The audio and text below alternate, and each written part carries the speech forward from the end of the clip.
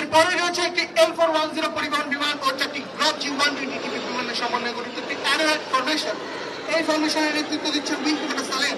সাথে রয়েছেন scholar Wasef, scholar Tariq, scholar Sadiq, scholar Mehedi, scholar Mamun, scholar Shamim, scholar Sadiq, scholar Faham ও স্কলার সিবা।